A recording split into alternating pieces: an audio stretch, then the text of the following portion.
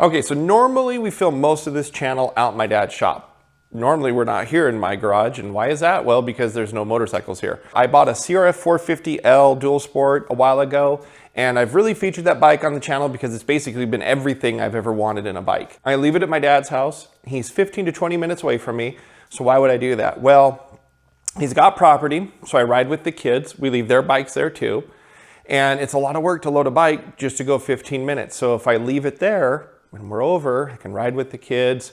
We're there enough. I take it on rides out around his place. And if we're going to the off-road park or if we're going to the MX track, I'm fortunate enough that half the time he's got it loaded on the trailer ready to go, and I just hook up my truck and tow the trailer. But it's been kind of wearing me down a little bit. With nice weather, I get off work because I'm stuck here all day. I work from home now. They closed our office. So I want to go for a ride, but I don't want to drive to go for the ride. So it finally hit me. I'm like, okay, I need a motorcycle for home. But I mean, I've bought a lot of bikes. And so I kind of ran into this problem called money, and I didn't have enough of it. So what killed me on here is I couldn't look at new. And what I really wanted is an Africa Twin. And the reason I really wanted an Africa Twin is not to overdo the Honda thing. I just really like the bike. I feel like it kind of speaks to me. So I was being stubborn beyond my price range. So then I actually had to hit Google and really just search all the different bikes out there. So I was looking at cafe naked style bikes, don't want those. Didn't really want a cruiser. My dad had a Sportster 1200. That's not really a cruiser like the traditional ones, but I didn't feel like a cruiser was me. And so I still kind of came back to the whole adventure bike idea. I wanted an adventure bike. Okay, so you want an adventure bike. What are your options? So you've got the Versys, BMW, KTM make a ton, Ducati, Multistrada. There's all these ones out there. I laid out all the bikes in front of me, and there's too many to name for the sake of this video. So I established, okay, my budget was $5,000 before taxes, because Washington is almost 9% tax rate. So $5,000 before taxes was the budget I had to spend. And so I started researching. And when I was looking at the Versys, that was a top contender, but really not until you got to the 2015 or newer year, and mainly the 650, because the 1000 was going to be out of my price range. And the problem is in the Pacific Northwest, between Seattle, Portland, Spokane area, Montana, I mean everywhere, there just wasn't a lot of Versys bikes. Cutting to the point, because you've already seen the title of the video, it seemed like the Suzuki V-Strom was one of the top contenders I should be looking at. And there's a lot of reasons why. One, it's been around for a long time, since I think it was 2003. And when it came out, they didn't design the motors just for that bike. So Suzuki was using existing technology, and they really haven't changed it a lot. Yeah, they've redone it, and we can get into that, but the motors, it's mostly the same. Well, one of the reasons why they've been using the same design for so long is it's reliable. In fact, it's really reliable. I see reports all the time of people with 100,000 miles on them, and one mechanic came through and said they had a bike in their shop with 300,000 miles on it. So the V-Strom really became appealing to me. And as you go through the years of the V-Stroms and the progressions, the V-Strom fanatics will tell you there's huge differences between the different generations. But really, when you get down to the brass tacks reading through them, a V-Strom is a V-Strom is a V-Strom. The biggest difference between the V-Stroms isn't the generations, it's do you want a 650 or 1000 cc. So as I was researching around, I learned that the 650 is available and it's very affordable. And a lot of people said that it's more fun to them than the 1000 cc. They said it's like 30, 40 pounds lighter, easier to ride. I'm 6'3", 240 pounds. I am not worried about how big a bike was. So I was debating between a higher mileage 1000, lower mileage 650. I had my alerts on Craigslist, I had my alerts on Facebook, and then the bike I ended up getting showed up on both. I reached out to him that night, it was like 9 o'clock at night, and then I had it the next morning. And in fact, he had people wanting to drive 2 to 3 hours to see him, and they wanted to get it over me. They were saying, don't sell it to that guy, and he held his word, thankfully. So let's take a look at what I bought and why. So I ended up with a 2014 V-Strom Adventure model with 11,000, about 200 miles on it.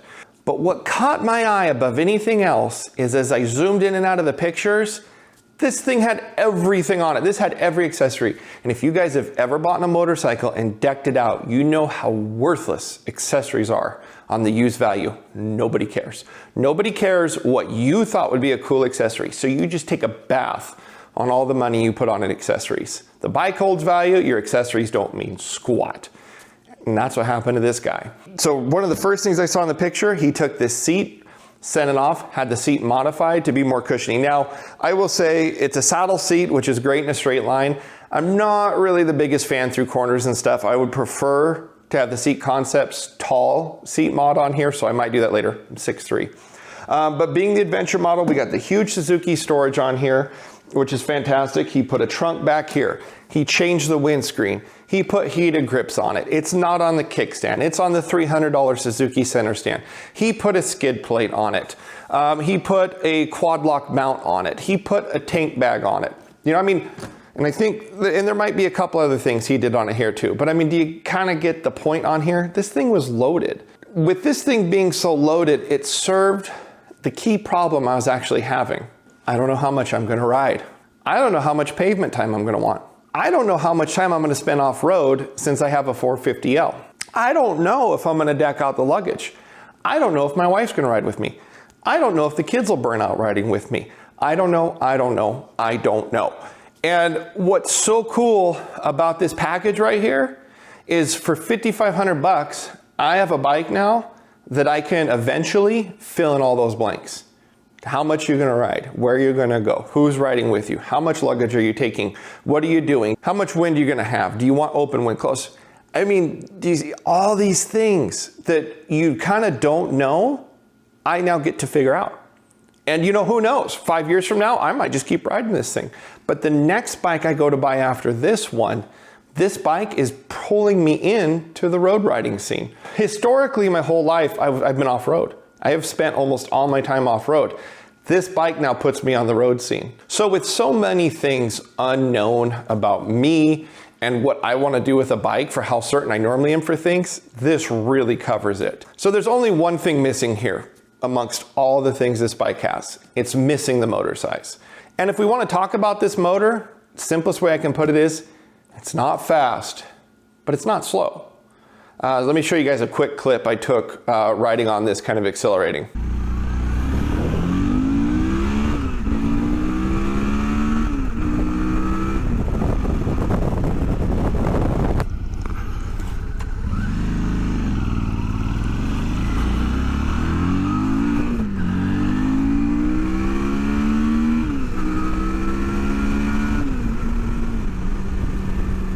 And eventually I will do a timed 0 to 60.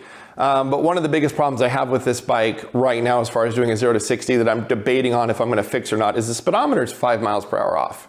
And you guys can argue all you want that a phone GPS maybe isn't that accurate, but I'm gonna tell you it's more accurate than this bike. When we've used 12 o'clock labs adjusters before and we use the gearing ratios they told us to in their little tool, it matches the phone GPS, and my 450L stock within 1 mile per hour matches my phone GPS. So I'm gonna trust the phone GPS. It's got too much credibility at this point to trust this speedometer. So 60 is 65 on this bike. So eventually I'll do a 0 to 65 on here and we'll see what we get. If you wanna use this bike for commuting, general purpose, you're riding around town, maybe you want to get rid of your car, here's your trunk. It's fine if you're just riding normal. Like, there's no complaints. In fact, it's so smooth. This thing is butter smooth. I've heard about some people wanting to dampen the vibrations. I don't know what vibrations you guys are talking about. I took a 90-mile ride on my 450L and my hands were numb when I was done. That's vibrations. That thing just shakes like crazy, but I mean, it's a single cylinder race motor, it should. This bike just lets me stack the miles on it. I already have over 500 miles on it in the few weeks I've had it. When I did the review of my 450L, I put 1,100 miles on it in the first year. So there's a huge difference there. If I want to get off work, throw on a jacket, boots, and go. I need to wear my better pants more often, dress for the slide, as they say. I've crashed more than enough times on dirt to know how that feels. But I haven't had a road crash before. I hope I don't. I don't want that, but you gotta act like you're gonna have it. So with this video, I wanted to propose a question. Do you think a V-Strom 650 is potentially the best dollar for dollar used motorcycle you can buy for adventure riding? So when somebody's looking for a used bike, what are you worried about? Reliability. Am I gonna go buy a big pile of you know what? So with that, and I can create a big argument here, I wasn't interested in looking at Ducati, BMW, I just really wasn't. I would be more open to KTM than those from the used market. And yeah, maybe I'm using a little bit of stereotypes, but the research quickly proved that the V-Strom is far more of a just put gas in it, change the oil bike than the other ones. And so Honda has the NC 700, they got the CB 500X, and those didn't do it for me. The power output wasn't there. I just really wasn't interested in that, because even though this is the lesser power of the two bikes, it still puts out around 65 horsepower. So, I mean, that's still healthy. That's still a healthy output. So because you can find these cheap, and because they're reliable as long as they're taken care of, makes it a little easier to find one you're comfortable with. But this owner had obviously taken care of it. This thing was clean. So then the next argument for the V-Strom is, what about that old exposed oil filter? Well, again, the beauty of the used market is most people have put a skid plate on it to protect the exposed oil filter.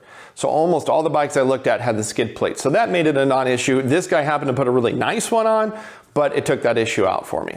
So when you get into the seat and comfort, I might go to a tall seat as nice as this is. I put the ROX risers on it so that I got 2 inches of lift that I tilted to me.